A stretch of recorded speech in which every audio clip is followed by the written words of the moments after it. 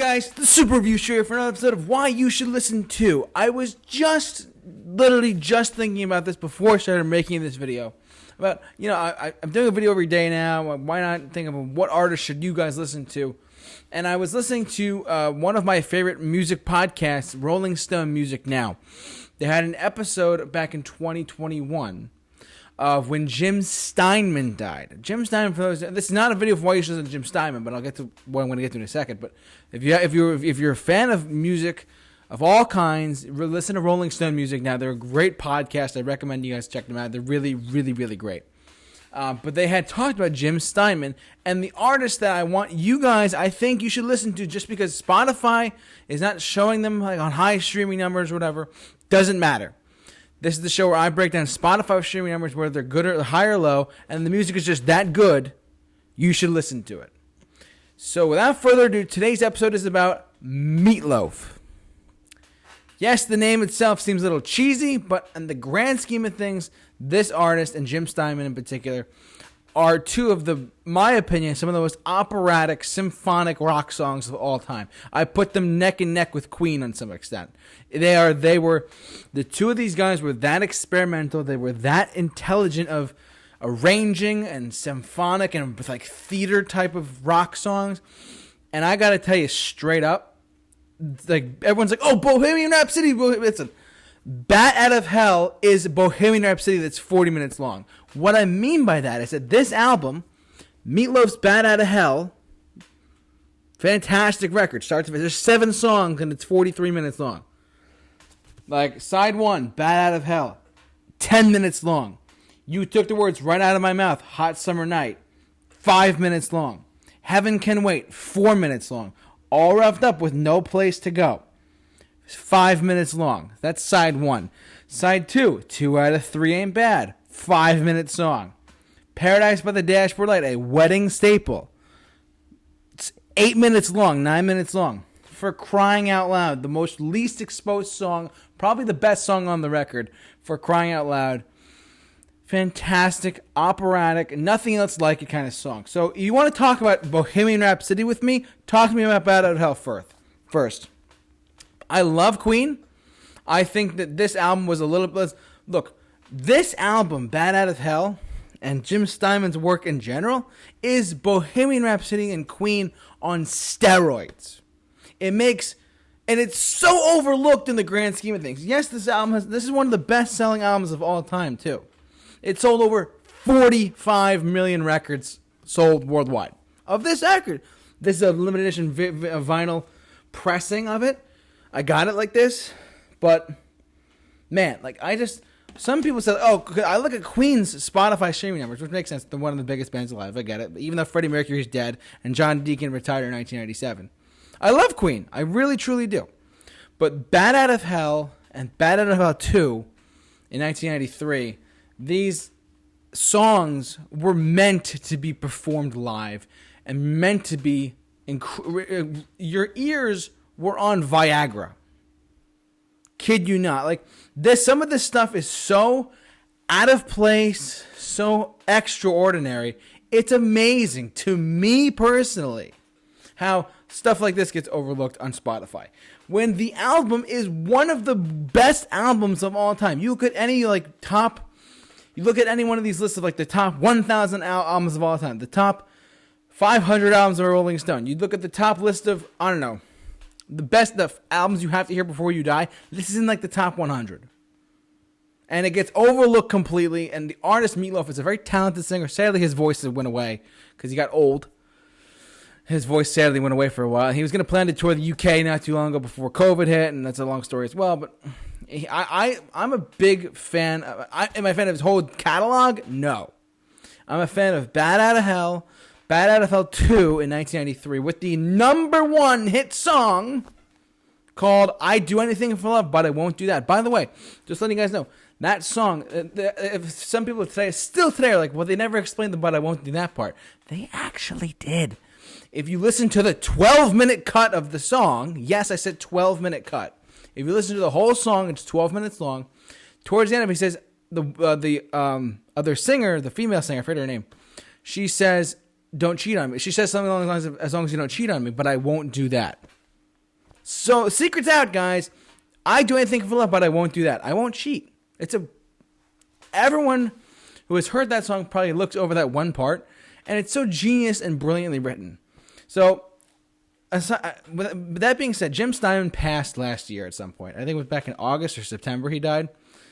I gotta tell you, the guy wrote so many hit songs for not just Meatloaf, but for Bonnie Tyler's Total Eclipse of the Heart. He wrote that.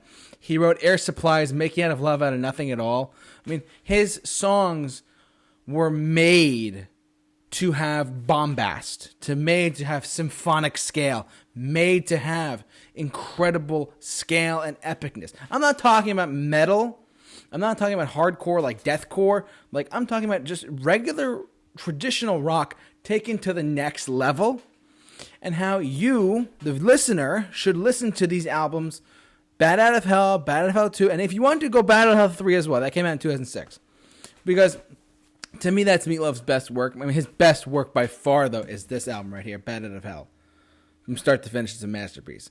So, regardless, though, Meatloaf was the singer, and Jim Steinman wrote all the songs for Meatloaf. And I keep hearing online sometimes about, like, well, why hasn't Meatloaf gotten into the Rock and Roll Hall of Fame yet?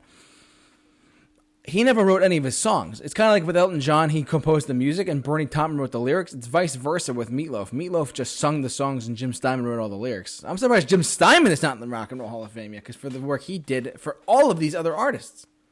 He made Bonnie Tyler Total Eclipse of the Heart, a huge hit in the 80s. Holding Out for a Hero, he wrote that as well. Yeah, the guy was a true legend, and he took the art. He was kind of like the David Bowie of composers. He really took artists and made them into bombastic, super incredible karaoke songs. And Bad Out of Hell and Bad Out of Hell 2 especially are examples of songs on steroids. They are such incredible, I don't care if they're long. Look, art is subjective. I totally get that. But if you have not, listen, I've told people, like, at one point or another, I'm like, look, try out this song. It's called I'd Do Anything for Love, But I Won't Do That. It's 12 minutes long. They're like, what? It's 12 minutes long? I said, yes. Listen to it. And they listened to it. That was pretty good. So he writes long songs. He's written long songs over the course of his career. And, with Meatloaf and Bonnie Tyler's song was like 5 minutes, I think. But, basically, before Bad Out of Hell came out, his whole thing was, with Meatloaf as well, they played the songs for him.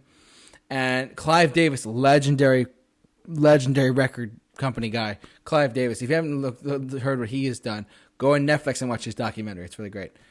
Basically, Jim Steinman went to every known record company and said, look, I want to make an album like this. And they're like, what? Have you heard of a pop single? Have you heard of what's going to be on the radio? We want to make money too. And long story short, eventually Bad Out of Hell got made. Eventually it got made, and it took off it started off really slow. But once word of mouth, you have to hear this. It spread like wildfire, and it has sold over 45 million copies worldwide. I'm not kidding. Check my stats. So, bottom line, I know this says why you should listen to Meatloaf, but Jim Steinman is one of the other focuses of today's discussion here. Jim Steinman was a masterful composer, an incredible, true legend of composing symphonic rock. Like, you want to talk about Queen? I get it. Bohemian Rhapsody is there. But listen to Bad Out of Hell from start to finish, and don't tell me that, because this is directly after Bohemian Rhapsody, right after Born to Run by Bruce Springsteen. These incredible songs. This is an album of that. This is 45 minutes of that. This is an incredible scope of that. For crying out loud, pun intended, that song, For Crying Out Loud, is incredible. It's an incredible song. It's 8 minutes long, but it's truly a fantastically structured musical piece of art. I love that track. And that's probably the least played, overlooked song in general, but it's become a fan favorite of Meatloaf. And anyways, look, long story short, you should listen to Meatloaf and listen, get to know Bad Out of Hell 1. It looks like this, with a motorcycle coming out of hell. Get to know Bad Out of Hell 2 with this hit single, I'd Do Anything for Love, But I Won't Do That. That's my comfort level. I mean, if you're a Meatloaf fan, I get it. You're going to listen to Welcome to the Neighborhood or Dead Ringer for Love, which he wrote with Cher as well. One more thing before we go today.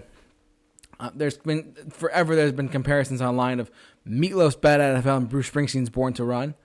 Funny thing is, the piano player and the drummer for the E Street Band, Max Weinberg, the drummer, and Roy Bittan, the pianist, played on Bad Out of Hell.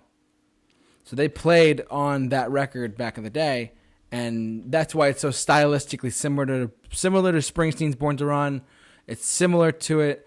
Is it not? Is it the same thing? No. Lyrically, it's drastically different. It's very much more like a joke almost compared to Springsteen's Born to Run. I mean, lyrically wise. I'm not saying the album's a joke. The album's incredible, masterpiece. But like I said, if you haven't heard it already, check out Bad Out of Hell. Check out Bad Out of Hell 2. Meatloaf, the guy he sung incredible operatic songs. I put some of his songs like just neck and neck with Bohemian Rhapsody because they're just that epic and that you have to listen to it. And because the thing is, everyone wants the hit single. Everyone wants to listen. Oh, Bohemian Rhapsody, hit single. Oh, what's another one? Like Total Eclipse of Heart, hit single. If you really want to have really a great listening experience of certain songs and artists, Meatloaf's Bad Out of Hell and Bad Out of Hell 2 are prime, ready to ripen examples of that. Me personally. So, anyways, that's going to be it for why you should listen. That's some reasons why you should listen to Meatloaf. And now I did a lot of plug for Jim Steinman as well. The guy, if you haven't researched what he's done, go back and like research some of his stuff on Wikipedia or whatever. The guy has done a lot of other songs for a lot of other artists as well. He's written so many songs in the 80s. Like they were just like symphonically big, bombastic songs. Like I said, very similar to Queen. Very similar to Bohemian, to Jungle End by Bruce Springsteen, like stuff like that. It's very similar to stuff like that, but it's severely overlooked in my opinion, and you should check it out. So, but that's gonna do it for today. Just listen to Bad Out of Hell, Bad Out of 2. Those two are great albums. I recommend them. But for all your why you should listen to videos, keep locked on This Review Show. I'm the J-Man. I'm off to work, and I will see you guys next time.